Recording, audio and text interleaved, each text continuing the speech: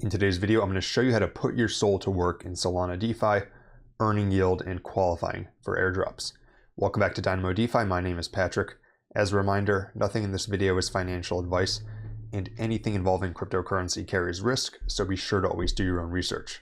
Now let's get into the video. Before we get into the strategies for using SOL in today's video, if you've never used DeFi before, if, for example, you own SOL on Coinbase and you've never actually held it in your own wallet and used it in an application, that's okay. But before watching this video, I'm going to refer you to my previous video, how to use Solana DeFi for beginners. That's going to walk you through setting up a Phantom wallet. You'll need a Phantom wallet withdrawn from Coinbase, making your first on-chain transaction, and those sorts of things. So if you've never used DeFi before, check out that video before this one. If you have used DeFi, we're going to look at some great opportunities for earning yield with SOL today, and these are going to vary from things that are pretty risk off, like liquid staking, to things that are more risk on, such as leverage yield farming or depositing SOL into liquidity pools. And in order to find opportunities today, I'll refer you to a few websites that we used. First is DeFi Llama. We love DeFi Llama on this channel. Many people don't know they actually have a yield tool, and it has thousands and thousands of pools, and on Solana alone, it has nearly 4,000 pools. That's right, 4,000 pools. And those range from things that are like liquid staking SOL to liquidity pools for smaller meme coins. So it's going to be the whole gambit of yield opportunities, but you can filter and sort by TVL, APY, all these things totally free. I have no affiliation with them, but this is one of the tools we used. And then the other thing we're using is Camino, which is actually one of the apps that we'll look at strategies on. Camino is also a yield aggregator of sorts, where they have you can deposit into vaults that use liquidity pools from a wide variety of protocols. So for example, and don't worry, we're going to go through this in more detail, but for example, you have some pools on Orca, which is a decentralized exchange. You have some pools on Meteora, some pools on Radium, and so on and so forth. All right, now let's look at some strategies to earn yield with our SOL. First one we're going to look at is the least risk on, although everything in crypto involves risk, and that is liquid staking. Liquid staking, basically you are securing the Solana network with your SOL. However, rather than just staking it through your wallet, you're staking it through a liquid staking platform. And that has a few benefits. First is that you can sell at any time, so you receive a liquid staking token in return. Second, you can then use that same liquid staking token in DeFi. For example, you could earn yield through the liquid staking token and also lend it out or provide it as collateral for a loan. And then third, some of these liquid staking protocols have other incentives. And the three largest, there are others, but the three largest are Jito. Jito made a lot of waves last year because they had a significant airdrop for people who had been staking through Jito early, and the APY is currently 8.05%. Second is Marinade.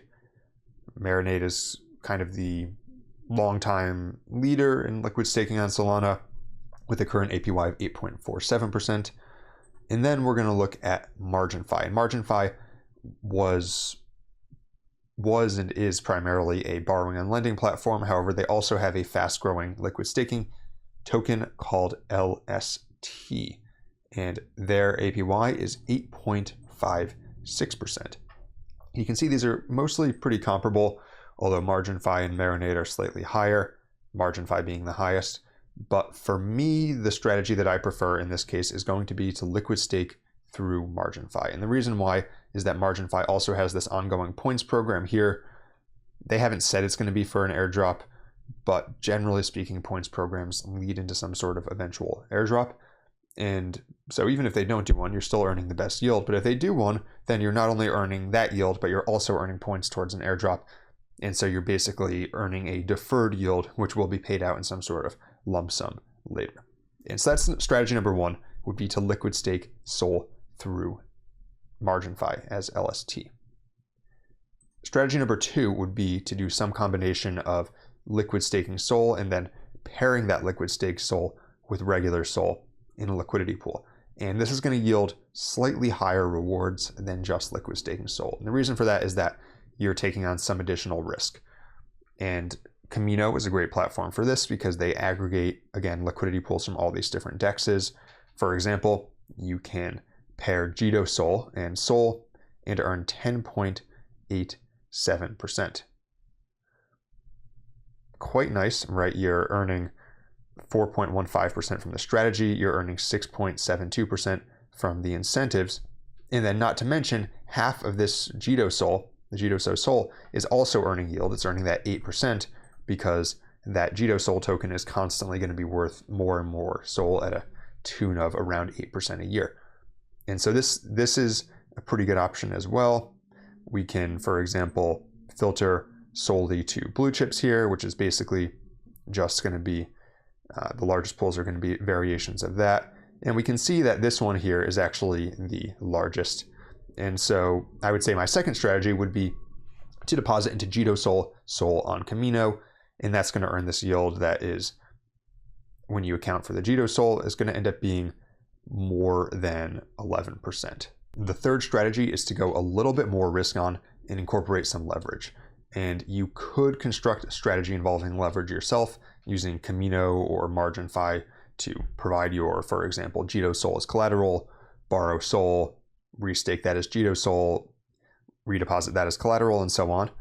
Or you can use Camino's multiply vaults. And so we're going to look at specifically this multiply vault. And what this is basically doing is boosting your SOL yield up to 5x by incorporating some leverage loops. And you can see they've got a BSOL yield loop, Jito SOL yield loop, and an MSOL yield loop. And all of these are earning roughly the same right now, between 21 to 22% yield. And I don't think it matters that much which one of these one uses. You can see they have somewhat comparable TVL. There are some marinade earn incentives on the MSOL one, and the yield is slightly higher. So I would probably go with that MSOL yield loop. However, most of these again are going to be pretty similar, and these yields are probably going to fluctuate.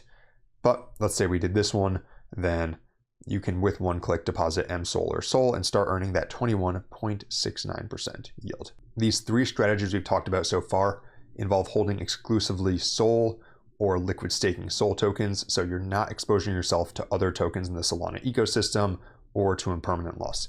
However, if you want to earn extra yield and also get exposure to other tokens, there are also some opportunities to put your SOL to work. One way to do that is to go back to this liquidity section on Camino. And you can see here there's some opportunities, for example, pairing liquid stake SOL with Jupe tokens, and then you can earn yields that are much more substantial. For example, 78.91%, 85.37%. And these fees may not be this high forever because right now the volume is extremely high, and also Meteora has a fee that's relatively high compared to some other liquidity pools.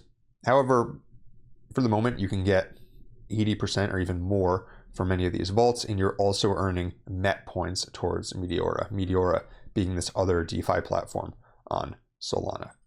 And so the thing I would consider with this is you never want to enter a liquidity pool just for the yield. You always have to consider whether you actually want to hold the underlying asset. And I think that pairing Jupe with SOL, it's not the worst pair because so far Jupiter's performance has been relatively correlated with Solana. As SOL goes up, Jupe has tended to do well over the past few weeks. That being said, that may not always be the case, and it's possible that one token will outpace the other. And if that happens, you could experience impermanent loss. Another platform where you can earn good yields if you want exposure to some other tokens is on Jupiter itself. Jupiter is the leading aggregator on Solana, but they also have a growing perps platform, and this is for leverage trading. However, if you provide liquidity to their leverage trading platform, then you can actually earn some extremely good yields. You can see here that currently the APY on their JLP pool is 138.37%, and that's because 70% of generated fees are distributed back to holders of the JLP tokens. And this pool is actually pretty good. It's, it carries risk because you are providing liquidity for a perp deck. So basically you're basically betting against the traders, right? That the traders are going to net lose money, which they usually do. but that is risk. But if you look at the liquidity allocation, it's pretty nice. It's 43% SOL, 10% ETH, about 9% BTC, 28% USDC, and then just under 10% USDT.